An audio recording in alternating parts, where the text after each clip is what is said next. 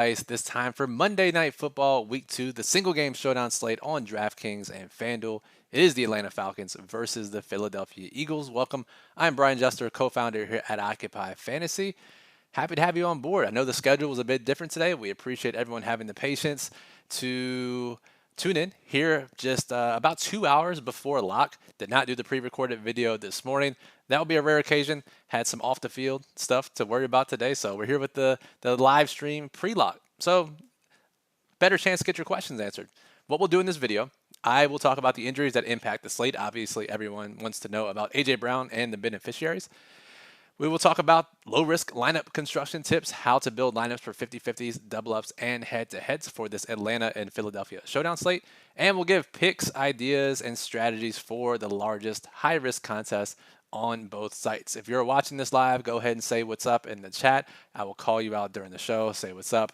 And we'll go through that agenda, and maybe every few minutes or so, or after each segment, I will stop in and answer all of the questions up to that point in the chat. So let's go ahead and get started. And let's talk about the injuries that impact the slate. A.J. Brown, out. Tweaked his hamstring on Friday. Everyone thought it was minor, including the coaching staff, or at least that's what they told us. Saturday did not practice and then was ruled out, downgraded to out. Johnny Wilson, their rookie receiver, who was making waves in camp and then faded down the stretch in training camp, he is highly questionable as well. It sounds like he's going to play. There was a tweet that came out maybe 10 or 15 minutes ago that he was on the field with coaches and trainers, and then they left him, and he was out there warming up. So it sounds like Johnny Wilson is going to give it a go. So here's how we see it shaking out. So if we look at routes last week, Devonta Smith led the group with 41 routes. He ran a route on every single one of Jalen Hurts' dropback. A.J. Brown not far behind him with 40 routes. And then it was Jahan Dotson with 26 routes. Jahan Dotson came over from the Washington Commanders late in the preseason via that trade. He is $4,000 on DraftKings. He is, let's see how much he is on FanDuel. Let's show you guys. Jahan Dotson, if I can spell his name, is $7,500. Ran 26 routes last week. Drew just one target. He'll be the biggest beneficiary in terms of playing time. Now, how much more is he going to go up from 26 routes, especially after being in the playbook for about a month?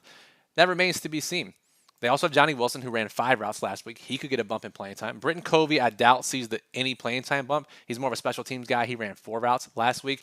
But I think what more people are going to be excited about is Paris Campbell. Min price on both sites, $200 on DraftKings. He is $5,000 on FanDuel. Elevated from the practice squad today. Veteran guy, has been around the league for a while. And he could slide into the number 2 or number 3 role. Now, not guaranteed by any means, but we think he has a better chance of seeing more snaps than Johnny Wilson, seeing more snaps than certainly Britton Covey.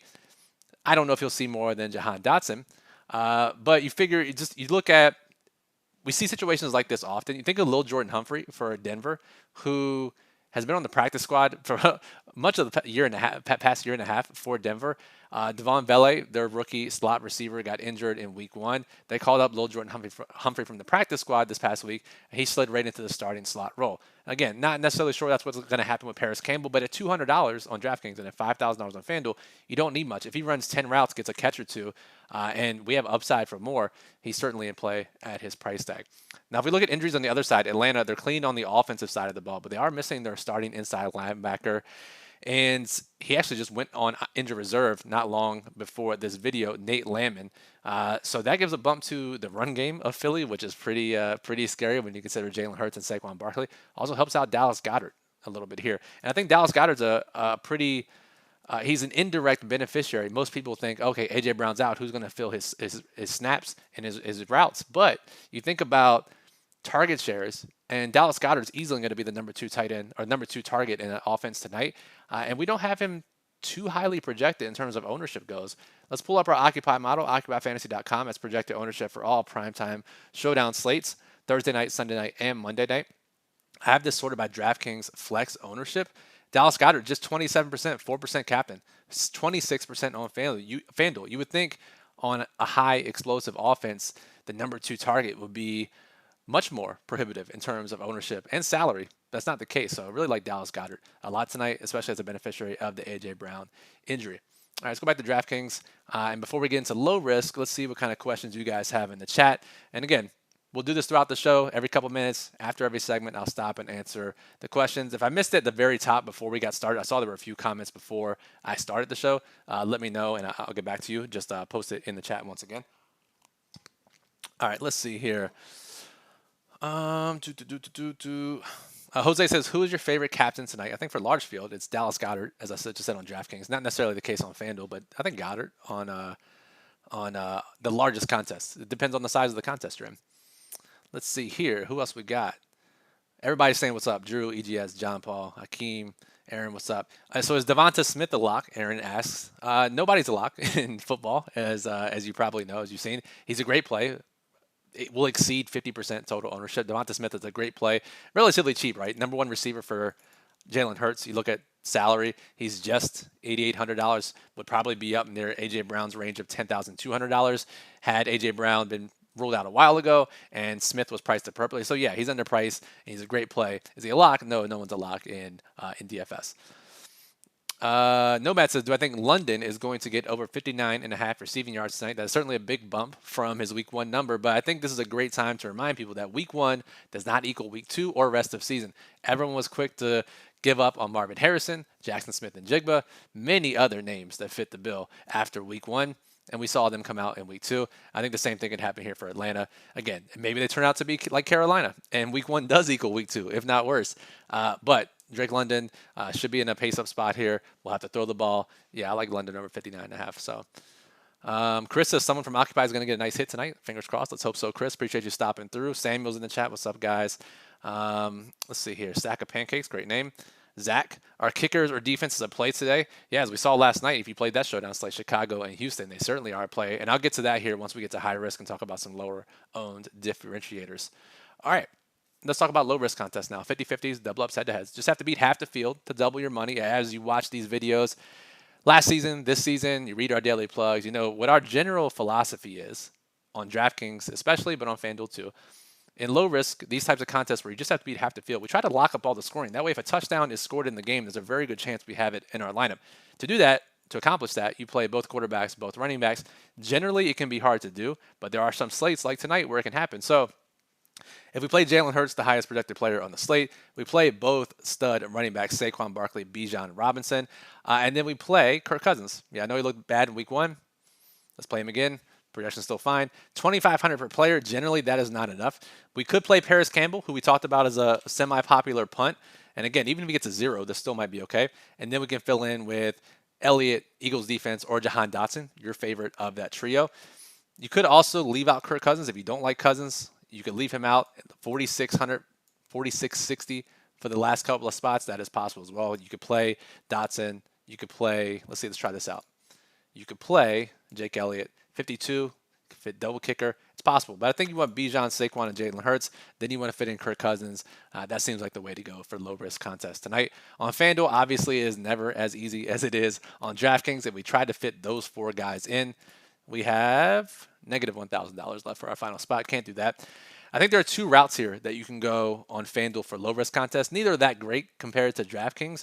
But what you could do, you could fade just Bijan Robinson, which sounds scary again. And if the strategy isn't going to fit, there's always going to be a scary alternative. But Bijan is $16K, relatively overpriced, $16K. Let's take him out. That leaves $7,500 per player. We could play Jahan Dotson, $7,500. Fill in with another $7,500 player, Kenneth Gainwell, Ray McLeod. Led the team in targets last week. That probably won't carry over. That was more of a schematic game plan against Pittsburgh's defense. But that could work. The other way I think you could do it is you play... Let me show you something here. What you could do is you could play the 2 studs from Philly side.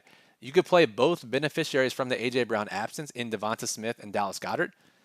And now you could play Darnell Mooney, Atlanta defense, Ray McLeod, something like this. I think this is actually the better low-risk approach. Despite leaving out Bijan and Kirk Cousins, this feels like the better low-risk approach on FanDuel. Again, I would, if you play both sites, if you're allowed to play both sites, I would stick to my low-risk allocation on DraftKings tonight. Much more difficult on FanDuel since you have to leave out 1 or 2 of Bijan and Kirk Cousins. All right, before we move to high risk, let's see what other questions we have in the chat. Appreciate everyone stopping through. 300 live viewers now. Appreciate all of you. Again, 90 minutes before lock. I know everyone's scrambling to build lineups. You could be watching other shows. We appreciate you. Let's get into it here.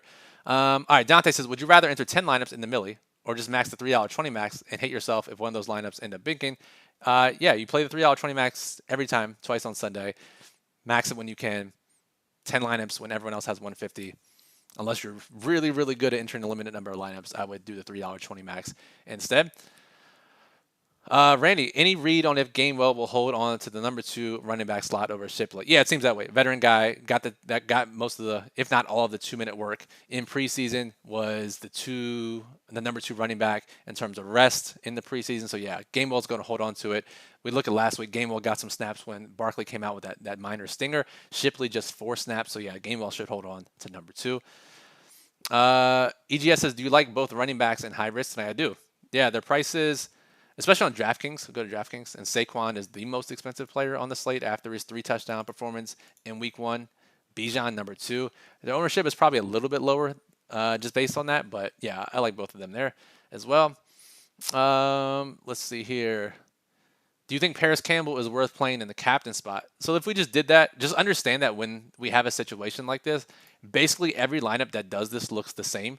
So either be okay with duplicating this lineup, if I can find Paris Campbell, or understand you have to do 1 or 2 more things to get different if you're playing this in a smaller contest or a larger contest. So we could do something like this, right?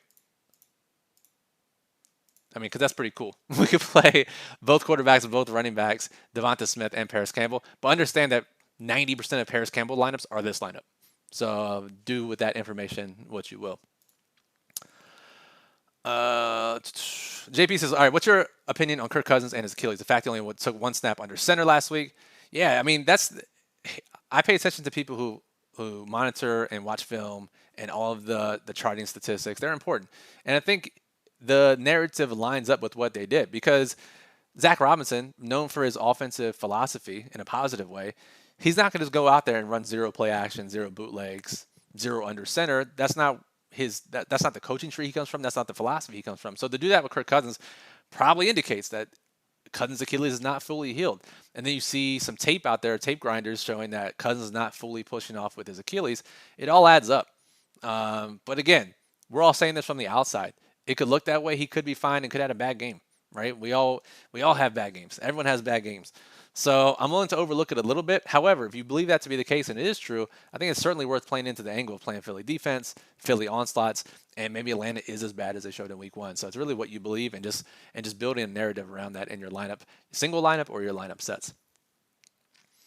Let's see.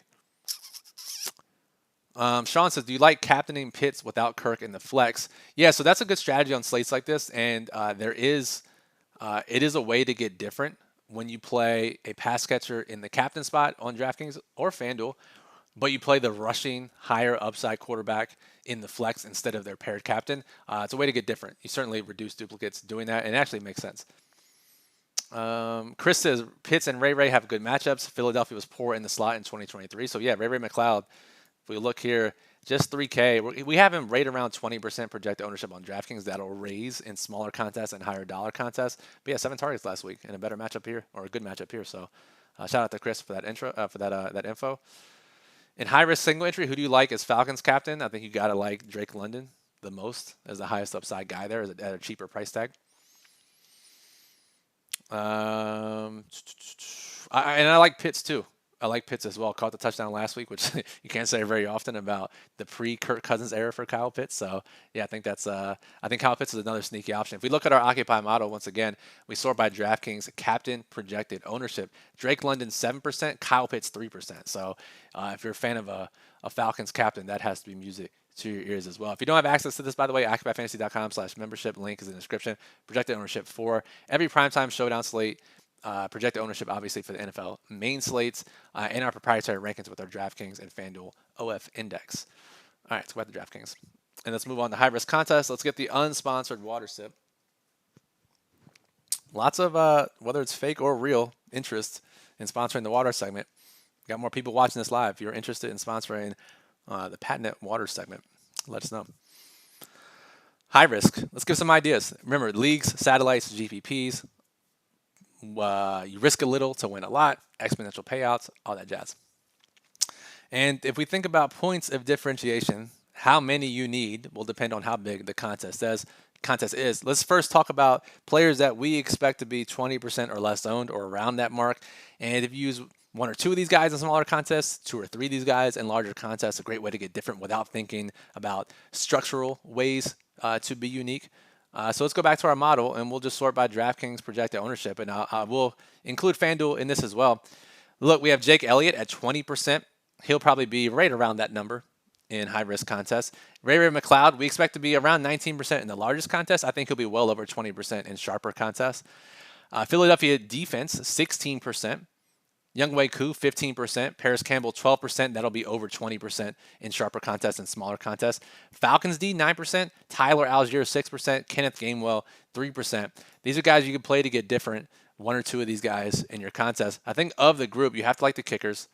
Because I mentioned this on one of the shows this past week, whether it was a Thursday show or the Monday night show, that pricing has been incredibly soft so far in showdown contests on DraftKings, meaning that players are cheaper than they should be, which allows you to build much more powerful lineups. You can fit studs in easier. The mid-range gets squeezed out. So when we look at DraftKings, basically how I look at it is the guys 3K to 6K. The backup quarterbacks are 6K. Goddard leads the group tonight at 5,800. You go down to McLeod at 3K. Outside of McLeod, the defenses and kickers always end up being lower owned on slates where there's looser pricing. So by playing them, they still have the same floor and ceiling. We saw Fairbairn last night. We've seen Santos. We've seen other guys. We saw Jake Moody when he had 1 million field goals. If you played the Washington showdown slate yesterday, Austin Seibert and his 7 field goals, they go overlooked. Just because you don't need them, they get squeezed out. You can build more optimally by playing stars and scrubs. That just means we can build a little bit more balanced, play Elliott, play Younghoe Koo, or play the defenses. We talked about the Eagles defense. People had ideas in the chat or other ways. And you get these guys all at 20% or less ownership. It's a really good way to get different in early season showdown. All right. I see Nodum in the chat. What's up, Nodum? Says inactives are out. If anyone wants to post the inactives, if anyone can tell me, okay, Nodum says Johnny Wilson active. Thank you, sir. And as Nodum says, kickers might have higher ceiling now for some reason, since everyone just makes 50-yard field goals, which apparently is true. So I'm not sure how that happened, but JM Real, what's up, man? Appreciate you. Gave a super chat donation. Thank you. Much appreciated. If you got a question, JM, let us know. You will come to the front of the queue. If anyone else wants to donate, do not feel it is necessary, but we appreciate it nonetheless. So thank you, JM Real. All right. I talked about 20% or less plays. Other ways to get different in high-risk contests. Talked about Dallas Goedert captain. I think those captains, the low-owned captains, are really great tonight, right? So we look at DraftKings captain projected ownership. Hurts, Bijan, Devonta, Saquon, all 15% or higher. Jalen Hurts at 25%. Then we have Drake London at 7%. Kirk Cousins at 4% if you really want to go that deep. Goddard, 4% as the number 2 target in a Jalen Hurts-led offense. Kyle Pitts, 3%. If you want to go the cheaper route, Jahan Dotson, Darnell Mooney, 2% each. I mean, I really do think Pitts and Goddard are great in any size high-risk contest. London really great as well, 7%. If you don't want to go this route. I do think, again, there are enough low-owned pieces that I just mentioned that you can play a Hurts, Robinson, Smith, or Barkley captain and be fine. But look at it on FanDuel. This is pretty crazy. Now, I think in smaller contests, right, you just play Hurts. Maybe you play Bijan or Saquon. And I'm thinking 200 players or less in this contest size. Hurts, 41%. Bijan, 23%. Saquon, 21%. That means there is 85% of the MVP ownership locked up in 3 guys. Devonta Smith, 8%. Kirk Cousins, a real quarterback, 6%. And then any of Drake London, Dallas Goedert, Kyle Pitts at 1%. If you were playing 150 lineups tonight, I think you lock one of these guys, whether it's Hurts, Robinson, or Barkley. Or, and I think my preferred alternative, is if you get a ceiling game from Devonta Smith, Drake London, Dallas Goedert, Kyle Pitts, play those guys. And remember, we get the 300-yard or the 100-yard bonus on FanDuel now. Seems like a great way in the largest field, the big 100K to first, or if you're playing other large field GPPs on FanDuel as well. Really great way to get different. I actually prefer that on FanDuel. Lots of questions. All right, let's get this guy out of here who's like spamming the chat with the streaming nonsense. All right, hold on. Put user in timeout. I think that'll work. Let's put him in there for 30 minutes. That should work. Cool. I think we're good. David says, caught you live. What's up? What's up, David? Appreciate you. Justin, how do you feel about fading the quarterbacks in high risk? Yeah, it's very high risk. However, as someone who is infamously won with 0 quarterbacks, I like it. I think it's always a great high risk strategy. It just depends on the contest you're playing. Obviously, I say that a lot, right? And it sounds like a broken record, but it really does. Just understand the risk that it is. It's a very risky strategy. The odds of a quarterback not being in the optimal lineup is pretty low, especially when they're decent quarterbacks. So, but again, the payoff is massive if you are correct. I will just say, if you do not use a quarterback, basically every non-quarterback lineup ever that's won on DraftKings has had a defense. So just make sure you include a defense if you play 0 quarterbacks. Justin Sports, salute you, Brian. View you as one of the sharpest bettors. Appreciate you. Or one of the sharpest, brother. Thank you. Okay, this is a great question from Javad. I was going to get to this into the trash play segment. What's up, Javad? And if I mispronounce your name, let me know. I'm pretty sure it's Javad, but if not, let me know. Thoughts on Grant Calcaterra, since Philly likes to run 2 tight end sets. That's another interesting angle, right? With A.J. Brown out, maybe they don't. Who could blame them? Should we run out Jahan Dotson, who's been here for a month? Should we run out Paris Campbell, who's dusting on the practice squad? Should we run out Johnny Wilson, who's just a raw rookie? Or we could run 2 tight ends because Grant Calcaterra got plenty of camp hype as being a guy that's taking the next step, a guy they want to get involved in the offense. Why would you not want to do that in a game where you need to? So I think Grant Calcaterra is probably the sneakiest play on the entire slate. So really good call there, Javad. If we look at Grant Calcaterra, 1% on DraftKings, 1% on FanDuel, 2,400 on DraftKings. And on FanDuel, 7,000. That's too expensive for a number 2 tight end, but an absolutely great high-risk play. We look at routes last week, and we see that Calcaterra actually ran 12 routes. That could go up tonight. If they run 12 personnel, that could be up in the 20 routes range, which would be fantastic for his ownership. So I think it's a really sharp call. Grant Calcaterra, probably the best 1% leverage play that we have on this slate. Do you prefer Barkley or Hurts for low-risk captain? I think it's got to be Hurts. Just quarterback in general, a dual threat quarterback at that. Yes, I know Barkley scored 3 touchdowns last week, but the odds are Hurts is going to outscore him more often than not. And you get the freaking price discount on DraftKings. I don't know why that's the case. So that's a no-brainer. Hurts, obviously. And then on FanDuel, obviously there's no salary multiplier, but I still prefer Hurts over there.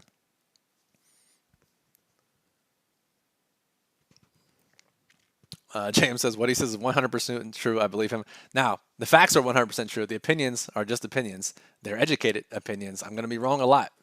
Listen, you can watch these shows all the time and get lots of wrong things. We try to be right more often than wrong. But more importantly, we try to be right. And when those things are right, the payouts are massive, right? We're going to be wrong pretty frequently. But we're just trying to figure out what the field's going to do and zig when they zag.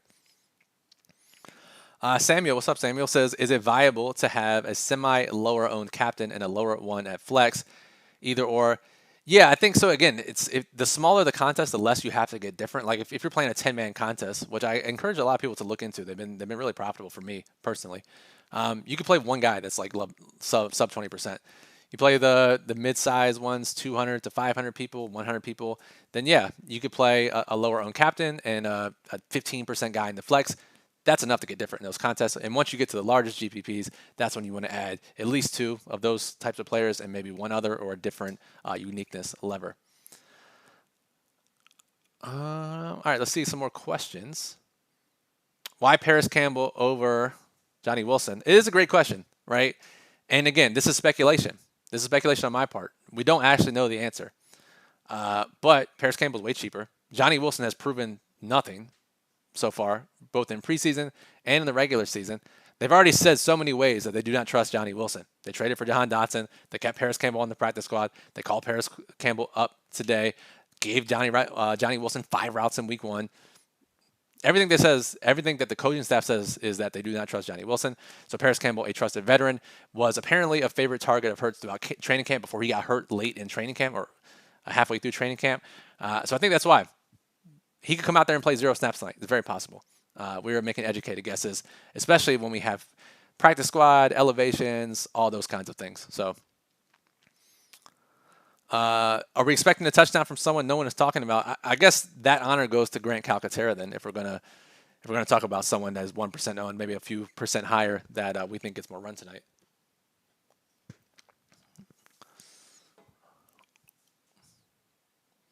Marcus, hey from the UK. Well, shout out to the UK. We're worldwide now. What's up, Marcus? Just started playing DraftKings this NFL season. Thanks for the info the past 2 weeks. Looking forward to the season ahead. Appreciate you.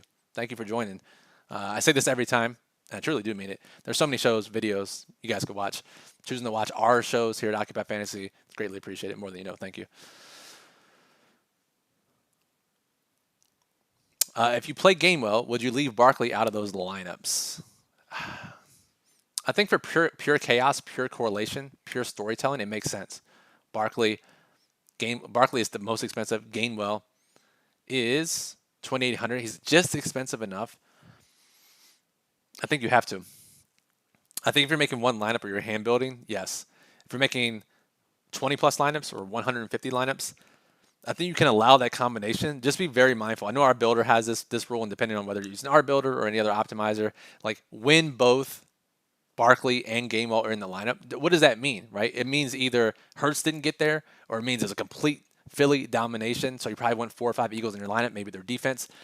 Just make sure if they're both in the lineup together, that storytelling makes sense for what is likely a blowout game script or a rush-heavy game script. But I think if you're hand building, yes, the anti-correlation of excluding one when the other's in the lineup makes the most sense. How to win says, why did they scheme for McLeod last game, and do you think his targets will drop this game? As Chris, our NFL manager, said earlier, that Philly does scheme some of their opposing throws inside, tight end, and slot receiver. So we could see McLeod with the same sort of target share as he did last week. Pittsburgh is notorious. No matter who's the coordinator, no matter, I guess it's all under Mike Tomlin, so that's why. But they haven't been able to defend the slot for like 20 years now. So I think that's why. Yes, Junior, certainly okay with double tight end builds tonight. It's tight ends after dark. We are always okay with 2 tight ends in a lineup. If you had to choose one in general to play, Eli, what's up, Eli? London or Pitts in high risk? I think I'm going to go London tonight. It's a bounce back. London night. Let's see what our model says, right? We don't have to guess here. If we start by DraftKings OF index, it has Drake, London, and Kyle Pitts is pretty far down. On FanDuel, it's still Drake London. So Drake London's the answer. Our model really likes Drake London tonight, at least in relation to Kyle Pitts. 470 live viewers. If you're watching now, this is your first time, you're not subscribed to the channel, please do so. Already talked about us being gracious towards you watching. The best way to reciprocate that is just click subscribe. It is free to do so. You'll get notified when we go live. We will upload these videos 90% of the time, pre-recorded early in the morning, Thursday and Mondays, obviously in addition to our main slate and our season-long content on Fridays and Saturdays. Subscribing is the best way to get notified when we post videos, and it helps us out. We're so close to 10,000 subscribers. We're going to do a giveaway for that. Make sure you're subscribed to be entered into that giveaway. All right. Ken, what's up, Ken? Shout out Ken, the GOAT. Is a low-owned Kirk Cousins captain the key to success? I don't know, man. It might be on FanDuel, but Cousins is cheap, dude. It's crazy. Look, we look here. The starting quarterback, and just ignore week 1 for a second. I know it's hard to ignore week 1. Let's ignore week 1 for a second. And we say Kirk Cousins, a veteran, productive quarterback, is the 4th most expensive guy at $9K. You would consider that. You would certainly consider that. So can you do it on one Achilles? I don't know. that is the question that we have to answer. All right, guys, it's 6:58. I'll stick around for 2 more minutes. Let's get these final questions in. I did want to get some final thoughts on high risk really quickly. We talked about Goddard captain. We talked about all the sub 20% plays. We talked about defenses and kickers. We talked about the 85% collective MVP ownership on Hurts, Bijan, and Saquon on FanDuel. Insane leverage opportunity over there. And we talked about the trash plays. Talked about Grant Calcaterra being an extremely favorable play tonight. Again, most likely outcomes of 0.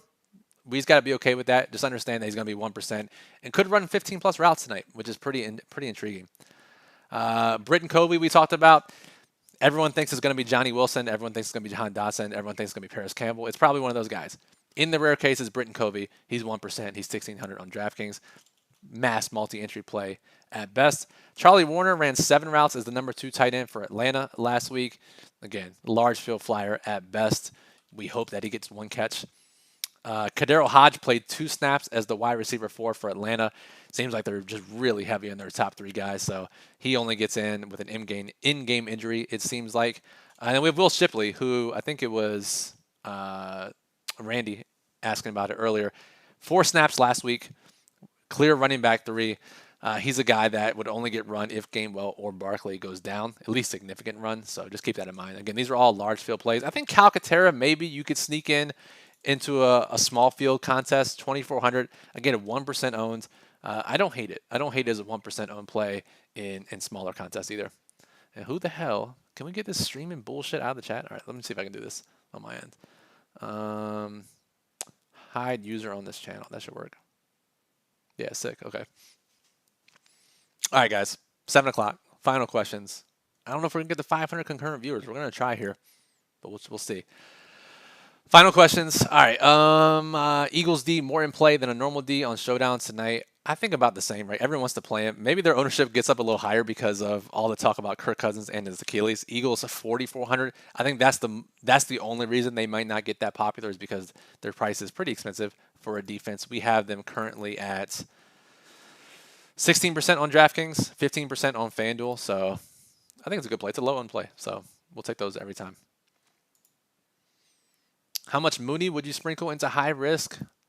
He is 22% on DraftKings, 27% on FanDuel. He's over that mark, and he's at a weird price on both sites. I don't love him. At that ownership, I would prefer that he is lower owned, but I think if someone gets squeezed, it might be him in this range. So I don't hate it for that, but I would say go around 20% in your lineups if you're making multiple. That seems like a right number to me. Chris, what's your favorite illegal spam streaming message for tonight's slate? It has got to be this only one that has been happening for the past 5 minutes, so it's definitely full game streaming on this site. What's Mooney's captain percent on DK? What's up, Kai? Let's see. For Mooney, we got 2% on DraftKings, so 2%. That's one way to get different. Someone else's question was, do you prefer a low-owned captain or low-owned flex? It's interesting, right? Because you think, let's say 2% captain, like Darnell Mooney, right? You think about that, it's like, wow, I have one player in my lineups at 2%. If he hits, I'm in the money. This is great. And yes, that is technically true, right? But like I said with the Paris Campbell example at the top of the show, just understand that most lineups that have a low-owned captain generally look the same because they're not looking to get too crazy with the rest of their spots.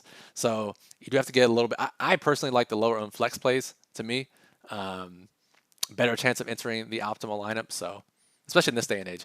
Early in Showdown, when captain ownership was really off, like my $1 million win in the Super Bowl when Julian Edelman was 7%, Edelman would be 15% if that game was played today. So I think it's definitely a different game. I think lower on flex is certainly the way, especially as optimizers and sims continue to jam the most optimal plays at captain. James says on DraftKings, doing the nightly 1 million with 1.5 at the top, advice on what to build. Watch the whole show, bro. We got it. I think low-owned captains over there. And I say low-owned, I mean like the Drake London, Kyle Pitts, Dallas Goedert of the world. I think that's my favorite angle over there. Or you play for the defenses and kickers. Drew says playing both quarterbacks in high risk. Yeah, they're going to end up more optimal than not based on the pricing compared to previous years. We said this in, I think it was last Thursday's video. I mean, Hurts at 10K is nuts. Why is he not more expensive? Hurts and Cousins, if Cousins is remotely competent tonight, really good chance both guys end up there. So I like it. All right, let's get these final questions in, and I will hop out here. I got to finish my lineups, by the way. Next, Drift Fishing. Hey, buddy, thanks again for all your honest help. You've always been my go-to guy. I appreciate you, Next Drift. Thank you. There are people out there who do parody videos on like TikTok and IG of like they're making fun of influencers who go live and just read comments and thank them for it. It's like influencers, the parody videos are so funny. You're like, oh my God, you're so beautiful. Oh, thank you, appreciate it. That's kind of what I'm doing now when people say they appreciate my help. Oh, thanks. Appreciate it. Thank you so much. But truly, I do mean it. Thank you. GPP fading is a good question. I think it's got to be Dotson. If Dotson's going to be 30% right now, we talked about him taking the increased role, but Jahan Dotson, 31% DraftKings, 27% FanDuel for a guy who had one target last week, for a guy who was jettisoned from the Commanders because he wasn't good, according to the coaching staff, and he's been in the playbook for a month. Is he all of a sudden going to command enough target share to pay off 30% ownership at 4K, 7,500 FanDuel? Great low risk play. He's got to be the fade. And if he catches the touchdown, just at me. Glenn, what's up, man? Playing the FanDuel Monday, Thursday slate. Do you like Bijan or Hall more? The schedule, who does the Jets even play? Let me see here. I'm actually going to pull it up on my phone because I actually don't know the Jets play on Thursday. I should probably know that. All right, let's see. September 19th. The Patriots have been pretty good on defense, bro. But I'll still say Brees Hall. I'll say Brees Hall between the two. James is asking Barkley's ownership and MVP on FanDuel. We have it at 21%. 21%. So that's the best of the group probably in terms of leverage. Jake, flipping it back on me. 0% or 100% Barkley and Hurts. If I had to pick, it would be 100% Hurts, 0% Barkley. After week one's performance, flip it again, get some tush pushes. Barkley does not run all 3 touchdowns in from more than a yard out. John Paul, is it not optimal to have a naked quarterback against a stacked quarterback? No, it is fine, especially when that naked quarterback is someone like Hurts who runs. That's totally fine. We see that all the time.